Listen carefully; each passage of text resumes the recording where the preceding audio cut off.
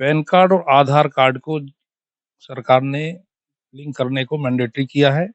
30 तारीख तक pan card को आधार कार्ड से लिंक नहीं करा पाते हैं किसी कारणवश, तो 30 तारीख के बाद यानी 1 जुलाई से जो हमारा पैन कार्ड है, वो इनएक्टिव हो जाएगा, निष्क्रिय हो जाएगा। जो पैन की वैलिडिटी है वो तभी है जब 30 जून के पहले सारे पैन को हम उनके पार्टिकुलर आधार से लिंक कर लें।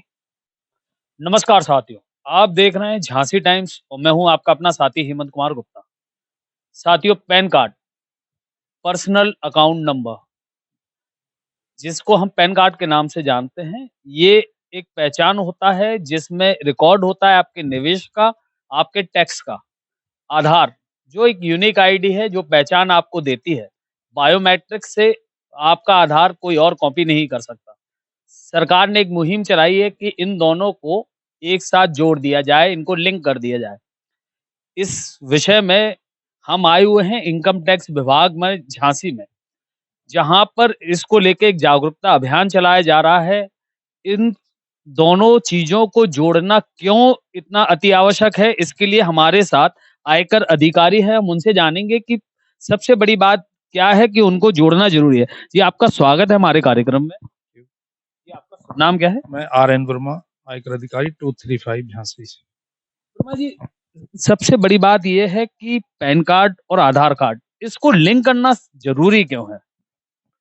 पैन कार्ड और आधार कार्ड को सरकार ने लिंक करने को मैंडेटरी किया है और लिंक इसलिए भी करना है कि इसके लिंक होने के बाद ही आप अपने जितनी भी जगह जहाँ इसको लगाना है, उसको आप इसके बेनिफिट ले पाएँगे। जैसे आपको बैंक से ट्रांज़ैक्शन करना है और बैंक जो केवाईसी लेती है, तो केवाईसी में आपका आधार भी लेती है और पैन कार्ड भी लेती है और वो आपस में अगर लिंक नहीं होगा, तो आप उससे विथड्रॉल भी नहीं कर पाएँगे, जमा नहीं कर पाएँगे। अगर एफडीआर बनवानी है आपको तो बिना पैन कार्ड के आप बनवा नहीं पाएँगे। तो पैन कार्ड है और वो आधार से लिंक नहीं है, तो आपका वो बैंक आपकी एफडीआई एफडीआर नहीं बन पाएगी।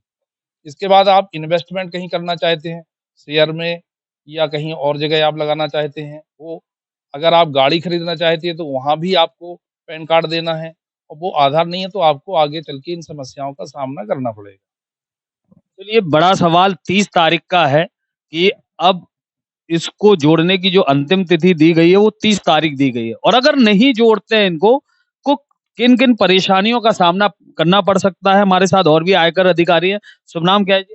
AK सिंह। सिंह साहब, अगर नहीं जोड़ पाते हैं किसी कारण से 30 तारीख तक, तो किन परेशानियों का सामना जो टैक्स पेयर है उसको करना पड़ सकता है? एक्चुअली अगर हम 30 तारीख तक पैन कार्ड को आधार कार्ड से लिंक नहीं करा पाते हैं किसी कारणवश, तो 30 तारीख के बाद यानी 1 जुलाई से जो हमारा पैन कार्ड है, वो इनएक्टिव हो जाएगा, निष्क्रिय हो जाएगा। और ऐसी स्थिति में जहाँ पर भी जो ऐसे वित्तीय लेन-देन होते हैं, जहाँ पर हमें पैन कार्ड कोड करना आवश्यक होता है, ऐसे कोई भी वित्तीय लेन-देन हम नहीं कर पाएँगे।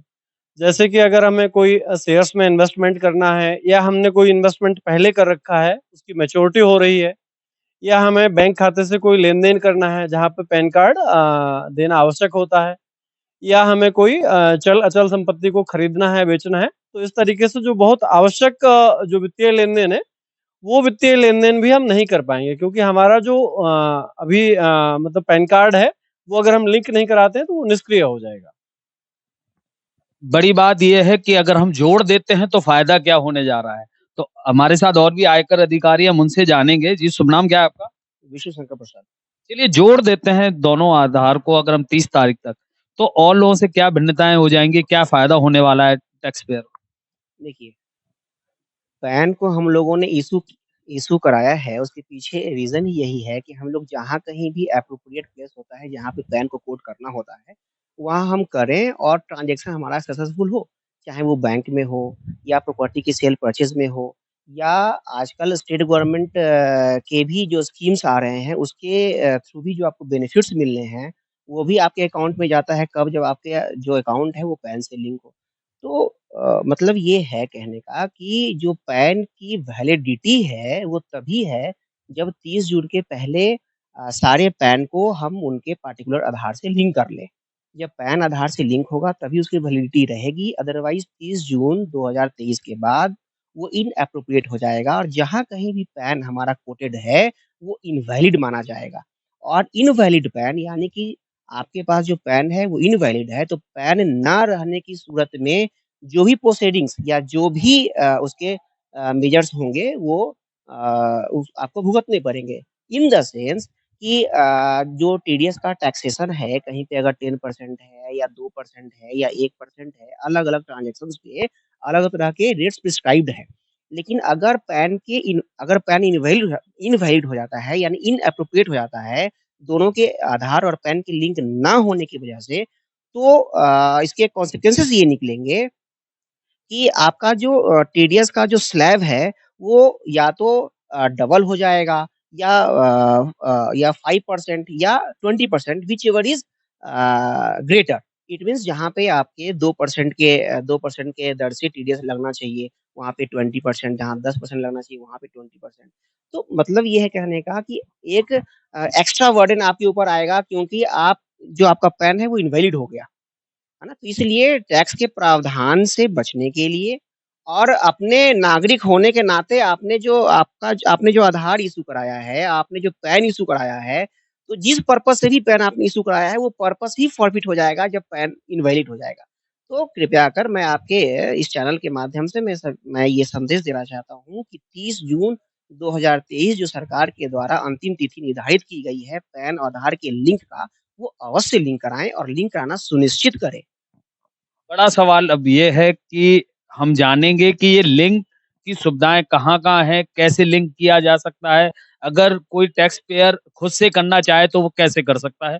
जी, इस विषय में थोड़ी जागरूकता के लिए हम चाहेंगे कि आप अपने विचार रखें। हाँ, पैन आधार को पैन से लिंक कराने के लिए हमारा जो आयकर विभाग का पोर्टल है, उसपे असेसी खुद जाकर के अपना पैन को लोड करके वहाँ पे वो लिंक कर सकते हैं।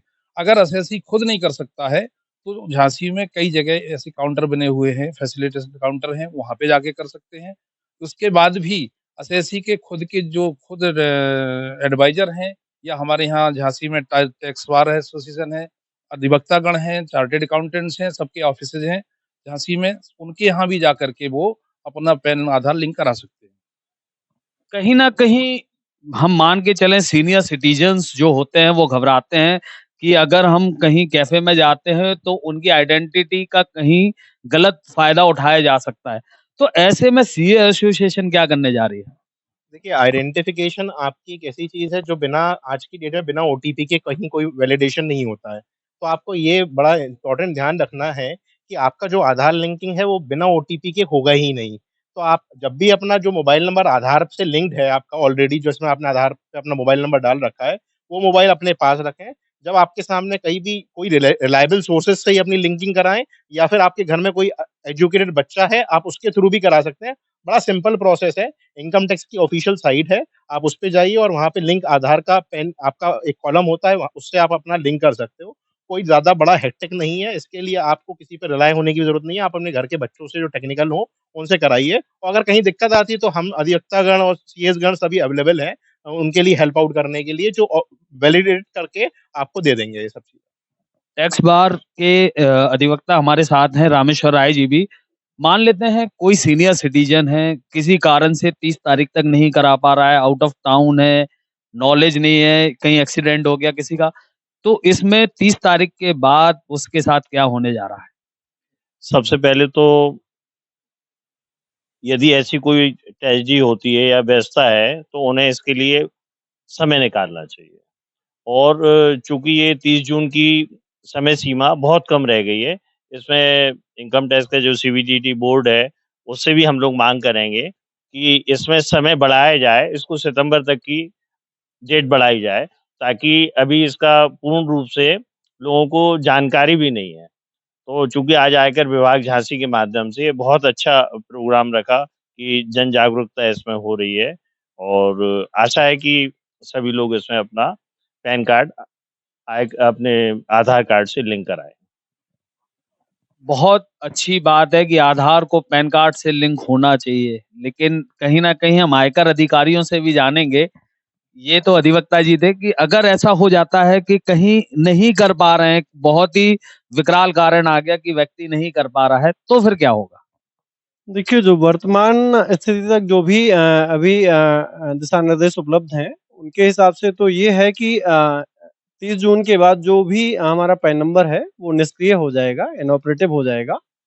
हो सकता ऐसी चीज़ों को ध्यान में रखते हुए सरकार या जो हमारा केंद्रीय प्रत्यक्ष कर बोर्ड है, हो सकता है अंतिम तिथि को अगर आगे कुछ बढ़ा दे, तो हम दोबारा से जो है पैन आधार को लिंक कर पाने में सक्षम हो पाएँगे। और अगर ऐसा नहीं करता है तो फिर जो भी आगे की प्रक्रिया है वो बोर्ड द्वारा ही तय की जाएगी। आप लोगों ने जाना कि आधार को पैन कार्ड से लिंक कराना क्यों आवश्यक है, 30 तारीख तक क्यों आवश्यक है। अगर आप उसको आधार से लिंक नहीं कराते हैं तो आप लेन-देन नहीं कर सकते हैं, रियल एस्टेट की आप खरीद-फरोख्त नहीं कर सकते हैं, कहीं पर भी आप अपना इन्वेस्टमेंट प्रॉपर तरीके से नहीं कर सकते हैं, वहाँ पेनल्टी भी आपको कई गुना देनी पड़ सकती है। झांसी टाइम्स परिवार भी आप सभी लोगों से निवेदन करेगा कि अंतिम तिथि जो 30/6/2023 है, तब तक आधार को अपने पैन कार्ड से लिंक ज़रूर कराएँ।